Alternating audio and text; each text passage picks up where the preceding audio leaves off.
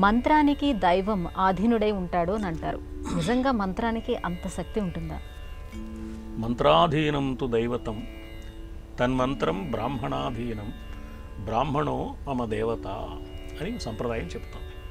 మంత్రాధీనం తు దైవతం అంటే మనం ఆరాధించదలుచుకున్న ఏ దేవత అయినా మంత్రానికి లోబడి ఉంటాడు. మనం ఆ దైవాన్ని మనం అనుగ్రహాన్ని పొందాలి అంటే ఏం చేయాలంటే ఆ మంత్రాన్ని ఆశ్రయించాలి. అందుకని మంత్రజపం చేయాలి, మంత్రోపదేశం స్వీకరించాలి అనే సంప్రదాయం వచ్చింది. మంత్రం అంటే ఏమిటి? మంత్రం అంటే ఏమిటి? అక్షరాలేగా. రామమంత్రంలో రాముడికి సంబంధించిన బీజాక్షరాలు ఉంటాయి. ఏదో వాసుదేవ అనే మంత్రం ఉంటుంది, నీలకంఠ, మృత్యుంజయ, ఏవో పేర్లతో మంత్రాలు ఉంటాయి. ఇందులో 6 అక్షరాల మంత్రాలు, 5 అక్షరాల మంత్రాలు, 8 అక్షరాల మంత్రాలు, 15 అక్షరాల మంత్రాలు, 16 అక్షరాల మంత్రాలు, 12 అక్షరాల మంత్రాలు, 18 అక్షరాల మంత్రాలు, ఇలా ఉన్నాయి. రకరకాల మంత్రాలు ఉన్నాయి ఒక్కొక్క దేవతకి ఒక్కొక్క విధానంలో. ఏ మంత్రం అయినా ఏమిటి మంత్రం అంటే అని మనం ఆలోచిస్తే ఆ దేవత శబ్ద రూపాన్ని పొందితే మంత్రమైంది. మంత్రం నాలుకతో నోటితో ఉచ్చరించేది అంటే శబ్దం కదా. శబ్ద రూపాన్ని పొందాడు అనమాట. మామూలుగా విగ్రహ రూపం పొందాడు. విగ్రహ రూపం కాకుండా శబ్ద రూపంగా పొందితే శివుడు ఉన్నాడు, శివలింగం రూపంలో ఉన్నాడు. లేదా సకల రూపంగా నెలవంక, జటాజూటం, త్రిశూలం, పక్కన అమ్మవారు, వృషభ వాహనం, మరి ఇవన్నీ గణపతి, కుమారస్వామి, అలా ఫ్యామిలీ ఫోటోతో కనిపిస్తూ ఉంటాడు శివుడు. ఇది సకల రూపం. నిష్కళ రూపం శివలింగ రూపం. ఈ రూపం కాకుండా అదే పరమేశ్వరుడు శబ్ద రూపాన్ని పొందితే ఏమిటి అంటే నమశివాయ అనే మంత్రం. అలాగే విష్ణుమూర్తి శబ్ద రూపాన్ని పొందితే ఏమిటి అంటే ఓం నమో నారాయణాయ అనే మంత్రం. అంటే మన ఆరాధ్య దైవం యొక్క శబ్ద రూపం మంత్రం. శబ్దం ఏం చేస్తుంది అంటే ఆ వ్యక్తిని తెలియజేస్తుంది. 10 మంది ముందు పెడుతున్నారు, అందులో ఏ వ్యక్తి పేరు పెట్టి మనం పిలిస్తే ఆ వ్యక్తి పలుకుతాడు. ఎందుకని? ఈ శబ్ద రూపాన్ని పొందిన అతడి రూపం ఇది. ఈ శబ్దం ఓహో నా పేరు పెట్టి పిలుస్తారని మిగతా వాళ్ళు నడుస్తుంటారు, ఇతొక్కడు వెనక్కి తిరిగి చూస్తాడు.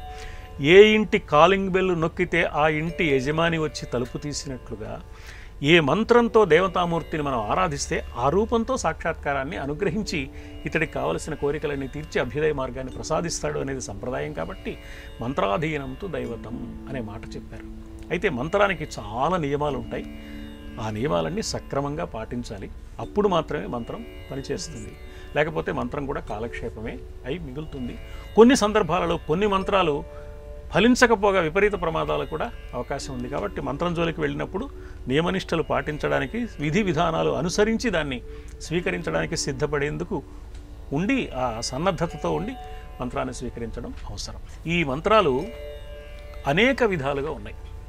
ఈ మంత్రజపం చేసేటప్పుడు దేశ నియమం, కాల నియమం, సంఖ్యా నియమం ఇలాంటివి ఉన్నాయి.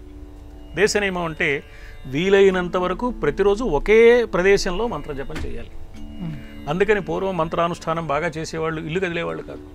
ప్రవరాక్షుని గురించి చెప్తూ ఆపురిబాయకుండు అని చెప్తారు మన చరిత్రలో.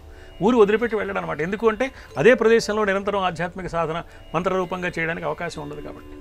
అందుకని వాళ్ళు ఎక్కడికి వెళ్ళరు.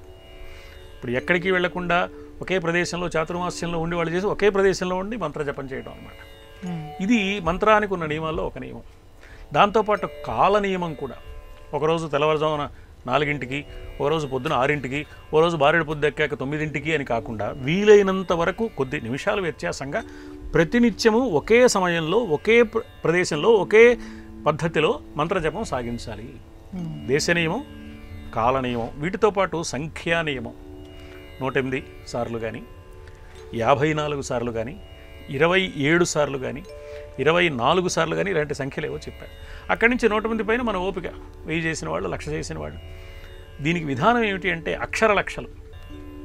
ఆ మంత్రంలో ఎన్ని అక్షరాలు ఉన్నాయో అన్ని లక్షలు చేస్తే మంత్రదేవత సిద్ధిస్తుంది, మంత్ర ఫలితం వస్తుంది అని ఒక సంప్రదాయం ఉంది.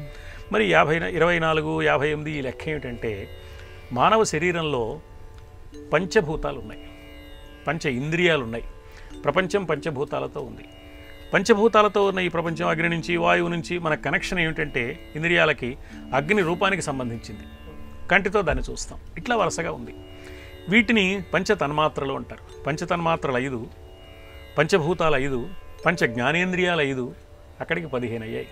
ఇవి కాకుండా పంచ కర్మేంద్రియాలు 5 ఉన్నాయి, 20.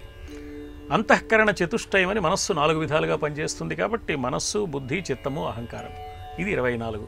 వీటికి త్రిగుణాలు 3 కలిపితే 27, 2 27 54, 2 54 108 ఇలాంటి లెక్కలేవు చెప్పారు పెద్దలు.